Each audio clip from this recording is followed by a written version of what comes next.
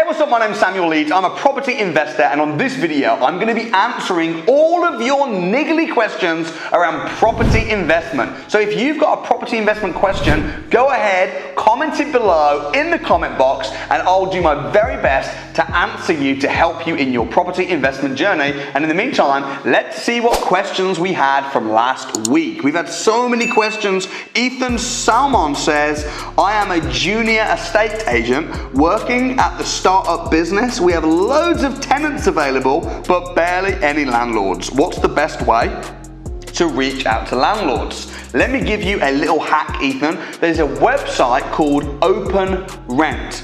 openrent.co.uk. It's a bit like Rightmove, but it's only for lettings and it's only dealing with landlords direct. I'd go on Open Rent, find all these landlords that are managing their own properties, and then I would just say to them, hey, can we do business? And be upfront with them. Speak to more people. Maybe go to letting agencies. The more people you speak to, the more likely you are to get a deal. But there's so many landlords out there. You can go on Gumtree, go on Facebook Marketplace, and just message and message and message. Good luck. I hope it works out.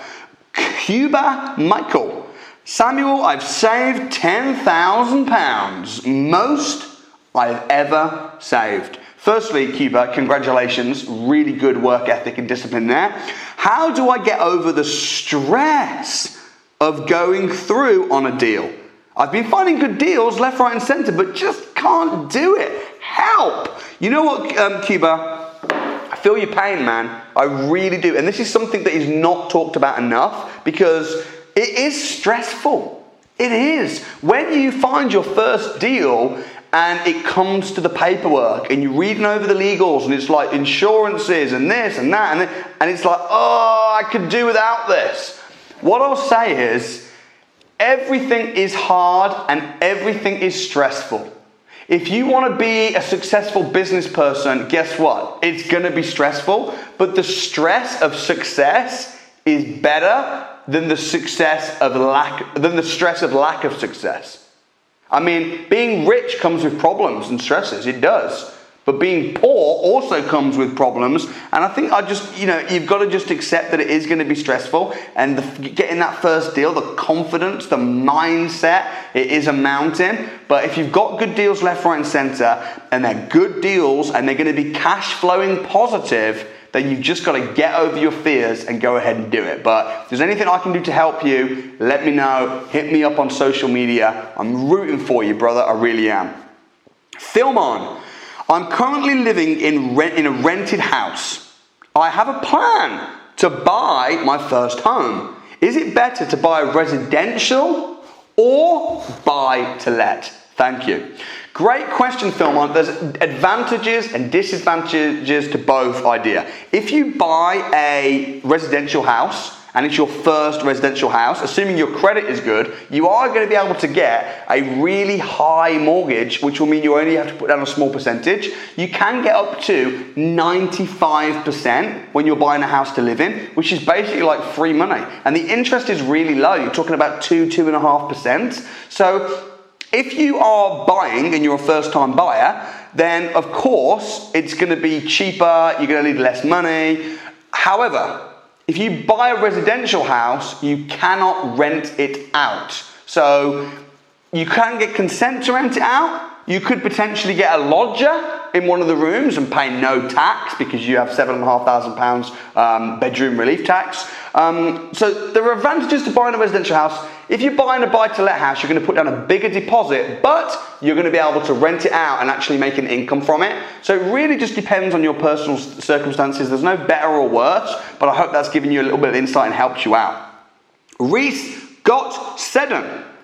Reese Scott 7 says, I'm just starting out in the property game. I wanted to deal source to build some capital to get a buy-to-let.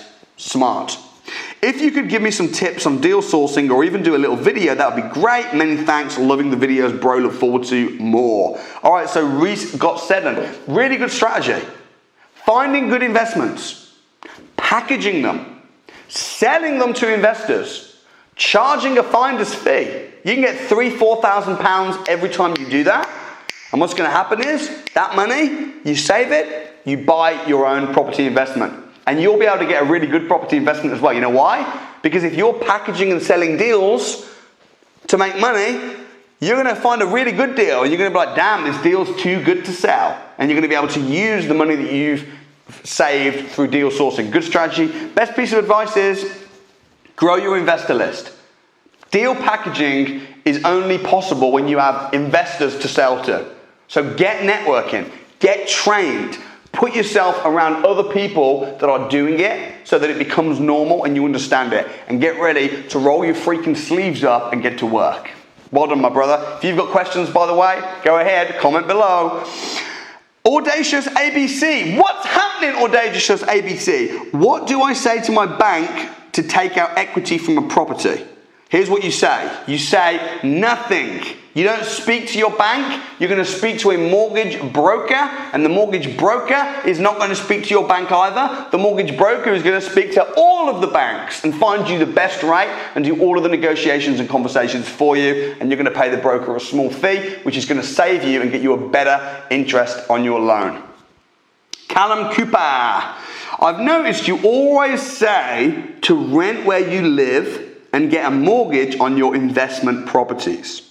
I also agree with this, but my girlfriend wants to own her own house rather than rent, as she believes this is dead money.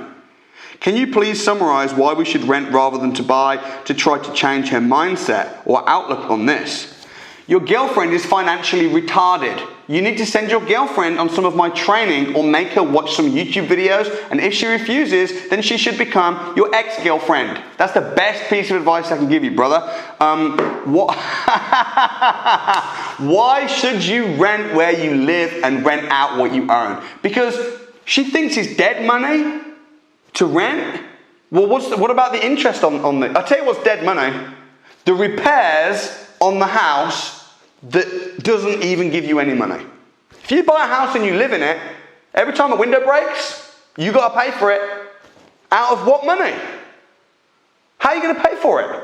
See, if you buy a house and rent it out and the window breaks, who's going to pay for it? Your tenants will pay for it. Not directly, but you're going to put 10% of the rent they give you aside for maintenance. It's an asset. You buy a house and rent it out, that's an asset giving you money. So any money that you get, you can do what you want with. You can fix up the property. You can buy your own place if you want, if you're retarded. Or you can rent where you live.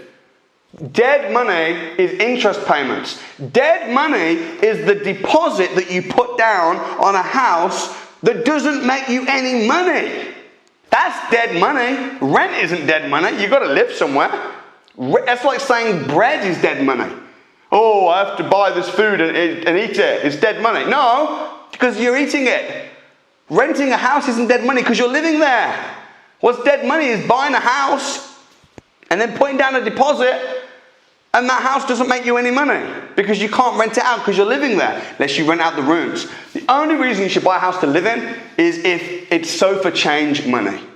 If it's like, you know what, I just want to live in this. I like that house. It's an emotional purchase, but I just want it. Because I want it.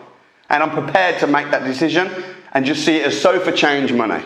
But until you become rich, rent where you live. All right, next, Oliver Saunders Smith. He says, can't wait to see you on Winners on a Wednesday, Samuel. Give me a few years and I'll be there. Make that a few months, bro. Get trained. Let's do this fast. Not get rich quick, but get financially free quick. Not get rich quick, but get results quick. Abso-freaking-lutely. LA. Massive fan of the channel. You've inspired me to get the ball rolling with my first property. Well done. I've around £120,000 to invest in my first venture. What would you personally do with this amount of capital? If I had 120 grand, what would I do? I'd buy a rundown house, cash. I'd buy it cheap. How am I going to buy it cheap? Because I'm buying it cash. If you buy it cash, you have the I don't give a shit mentality, right? You just go up to the estate agent, I'm buying it cash. I'll offer what I want. I'm not messing around with a mortgage. I'm not messing around, buying it cash. Here's my proof of funds. And I'll pay what I want to pay for it. You buy it cheap. And then you fix it up. And then you refinance it and pour your cash back out. Now you've got a nice house giving you cash flow and you've also got your cash back. That's what I would do with £120,000. Right, last one. James Life. When you do your refurb costs more than the original quote. What do you do when you do a refurb and it costs more than the original quote due to unforeseen circumstances? I don't want unforeseen circumstances. What do you mean? My refurb is almost double what the original price was due to structural issues. Dude, man, you need to get a survey on the house. You need to get a structural report, you need to get a survey, otherwise there will be unforeseen issues. So all I can say is, see it as a big, massive L, bro. Always get a structural survey on a property. If there's structural problems and you don't know about it, you're killing your business. And that's why I always say you'll either pay for your mistakes, like you just did, or you'll pay for your education. I wish you'd come to my training first. I would have told you that for £25. Well, I'm telling everyone now, right now on YouTube. So if you enjoy this channel, free content, man. Every single day I'm hitting out free content. You want to pay for training, you can pay and I'll mentor you personally and walk with you. Or you can just keep watching videos every day and spitting out a new video. If you appreciate the content, hit the like button. If you've got a question for me, hit it in the comment box below. I'll do my best to help. Thanks for watching. See you next time. My name's Samuel. Peace out.